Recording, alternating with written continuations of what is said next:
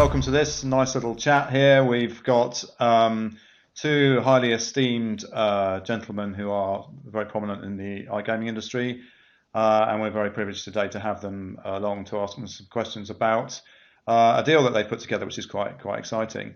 So let's start off with if you guys could just introduce one another, please. Fred from Yggdrasil and Enrico from IGT Play Digital.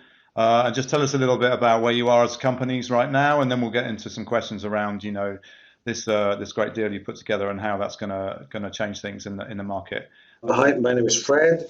I've been in the company for quite some time, from the PowerPoint until now. In a good spot, as we think we are. Working in online gaming, casino provisioning, and we are having a lovely, thanks to Enrico and his team, sign a deal with them for entering the US market. What we've done in Europe is probably everyone knows already, and we're very happy about that. So thanks for the meeting, Steve. Good to have you, Fredrik. Thanks a lot. Enrico? Thank you, Steve. My name is Enrico. I'm original Italian, now living in the United States, where I'm running IGT Play Digital, which is the digital and sports betting arm of IGT that I founded in 2018 by pulling together different pieces of technology, assets, and most importantly, people from all over the world, and legacy businesses and acquisition that both IGT and GTech did in the past. And right now we're focusing more and more on two things. The first is sports betting solution, which is not the hot topic for today, but the second, which is the real topic for today, are online contents, casino contents, slots, table games, mainly present in North America, both United States and Canada, where I think our games come from naturally, because they've been developed originally for these markets. And now, finally, we cut a very nice partnership with Fred and Yggdrasil to commercialize their games in this very exciting and growing North American market. So thank you, Steve, for having us today. Very excited about this. Great, thanks a lot. Yeah, so just tell us a bit about the partnership and what it entails, and how it's going to work, please, guys. I mean, who wants to take that? Enrico? Yeah, I think we've been pulled together. We've been introduced by this rude and unpleasant English gentleman who used to be a former executive in a very well-known company, and now is supporting company to expand. No, but jokes apart, we wouldn't be here today and together, Steve, without you. So I think you envisioned since the beginning the potential of the unique and incredible contents Yggdrasil developed and is still developing nowadays, and alongside our assets, which is good knowledge of these markets and good network, both operators and footprint. So that make us the natural partner to better launch and commercialize Yggdrasil games. So that's the way the idea came up. We got some discussion about how to structure the partnership, and to be honest, now that we are about to launch the first game, we're very excited about that. Fred, what do you think? You're taking over Steve's role there. I've been with this company for quite some time, actually from the inception to where we are now. And we've been focusing a lot about, creating the best company you can imagine in Europe,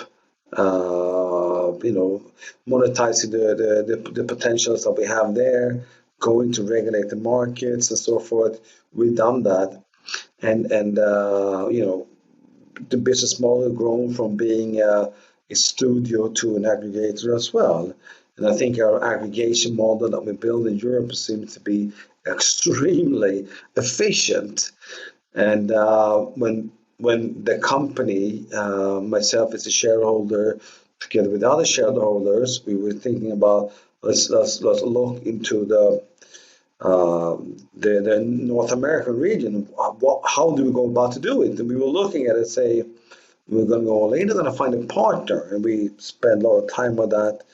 We said, let's go and find a partner and how to approach that, which is a bit defensive, maybe, but on the other hand, it's very aggressive. Depends on who you find as a partner. And we coming in with our platform and technology and all that, we felt like, you know what, if you find the right partner, then we go. If we don't find the right partner, then we go have a different strategy. And I think we found the right partner in IGT. You know, cultural similarities. You know, there's a legacy, or let's say there's a history from Europe that we kind of feel comfortable with in ownership. There's a full-on understanding and distribution in the North American market. We feel like very interesting, and I also feel like we have something to bring from a technical point of view. So I think it's a really good match in this partnership, and we started with a couple of games, and let's see what the hell's going to lead to. Great, I'm glad I could be of assistance in that, in making that happen. So I'm glad you guys are getting along well. I thought you might be. Well, that might be the case. So what about the content then? So can you tell us a bit about the games and how it's going to work, and you know what your expectations are? I mean, how's this going to get actually really come to fruition and actually execute more than the press release? You know, how's it going to actually happen for you guys and for the customers? Yeah, if you want, I can start answering the question from our perspective. Maybe just one step back, share, as Fred did, the rationales for us to enter into this partnership. I think that the type of contents IGT developed and launched so far, and that's our core business, are mainly games that are developed for the retail, the land-based markets and players, and down the road we develop a formula to transform, to port those games from retail to digital. And this is where where we are very much specialized into, and the really solid base for us to grow business. But clearly this is not enough. So as player base are growing in variety, and they really need and want to play different games. So something like Yggdrasil games, their style, quality, richness, and the game mechanics are something that is not known in the United States and Canadian market, in the North American market. And we both strongly believe that these contents can be successful. So flowing those incredible contents within our networks, and so they're to complement our offer, I think is the very powerful rationale and proposition underneath this partnership. Thanks a lot for giving us that. So Fred, where do these games come from? Are they ones that are proven titles in Europe, or did you pick them specifically because you think that they may appeal to US players, or what's the rationale behind how you've chosen those 8 games? Well, we have some experience nowadays in game quality, and the game we produce in general are more universal. We haven't developed any game to target a certain market, say this game is for the US market, these games are for that. Well, I do understand that there's certain mechanics very true to, let's say, the LATAM side, the Japanese side, and so forth. But from a slots perspective, it is more similar than what people actually believe there are. There is an experience in the user experience that might be more similar than they're used to, but everything is more around quality and the experience for the player, the excitement, that it kind of cross borders, to be honest. So, and we are very keen on bringing that to the partnership with Enrico and his friends and his with IGT. We are very interested in bringing that to the guys there, and we know it's going to work because we have we have friends that also in the US market that has come from Europe, operators from Europe establishing now themselves in the US market, and we kind of get some stats and feedbacks from them, so we know what works. So the quality works no matter what, and there are certain discrepancies or differences that it's more like in mechanics, that certain things work in Japan, they don't understand what we are doing in kind of in Europe. But besides that, it's a lot of similarities, and the stuff that we see that work in Europe will also work in the United States. So I guess a good game's a good game. Is that what you're saying? Wherever it is. It's always in the UX. It's always in the UX. It's all UX, the math and the UX. And that's what it is all about. Okay, and Enrico, do you think that the US players are looking for something specific, very much orientated around you have a very successful business around the kind of land-based casino titles. How do you see that, complement those things coming together, and how do you see the content flow going into the US and Yggdrasil plugging that gap for you guys?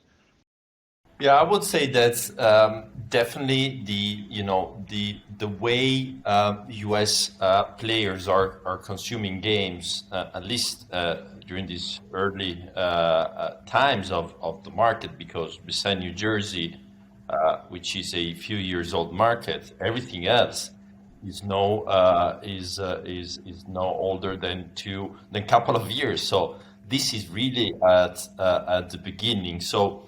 I think that it's as the operators, at least in a good amount of cases, are also operating business on land-based. They're leveraging their player-based journeys. They are evolving, and especially those are not the only players that operators are acquiring. So especially the most recent acquisitions. In terms of player base, are more looking for more entertaining games, more time on device, more rich games, more entertaining games. So I think here is where obviously there's a lot of offer in Europe for this kind of game, but there's nothing like Yggdrasil in terms of quality, in terms of so for example the graphics and the richness of the characters they're developing. This is just unique, right? And alongside their game features, which really contribute to further entertain the player, that's quite unique. So when it's come to offer the US and Canadian players something different, it couldn't be just whatever. It should be something extremely qualitative, extremely well defined in terms of positioning and what it is. And I just have no doubt this is gonna hit the market, and it's gonna be played a lot because it's new, it's different, it's rich, it's entertaining, and most importantly is highly qualitative, which is something that the North American player clearly wants to see. So in Europe, there's a lot of content down there, a lot everywhere. Not necessarily all of it's highly qualitative. What we're seeing so far is that non-American playing was extremely highly qualitative games, not just copy-paste kind of things. I see in Europe, in the US particularly, that in Europe that people focus on players, game developers focus on the players, whereas when you meet US companies who are putting in games, and I wouldn't include IGT as part of this actually, by the way, but you see, they don't really talk about players. They just talk about the customers in terms of the casino floors, because they're used to supplying casinos and not getting involved directly with the players. Whereas in Europe, you're now, it's part of the ecosystem to actually go to the streamers and go to all these people who drive the traffic through and actually have a relationship with them. And so do you think that, that makes the game developers have to be much more player led? And do you think that's why there's a much more focus on features and how that's sort of brought to bear? Or do you think it's just because you have to innovate around the fact there's so many offerings out in the market, or all of that? I think it's both. I think it's all of that. I mean, the development cycles are so much quicker in the online sector. And as I said, when I've been involved in disrupting this industry from the online sector a few times, and it all worked tremendously well. Back in that time, we disrupted it by providing seamless wallet. We broke down the whole digital wallet fund transfer until seamless wallet stuff. That was like big disruption, changed the whole landscape. And then we did the in-game bonus tools that we did back in, with YGG stuff, and it changed the whole landscape. And I would say that the other one, the others don't have done the same thing, but it's kind of, and then again, the whole thing around the mechanical developments on games has kind of escalated in the digital landscape. So it's so easy now to understand what's a great game, what's not a great game. So I'm just saying this, my fear is that what you're putting up now in the land-based landscape is going to feel historical, like a dinosaur, once you even put it on the floor. Before, we all looked, I looked, we looked, everyone looked at whatever was going to put on the floor on the Vegas shows was going to be copied 1 year later or 18 months later. Now it's the other way around. I don't even think that people are going to look for innovation in the land-based.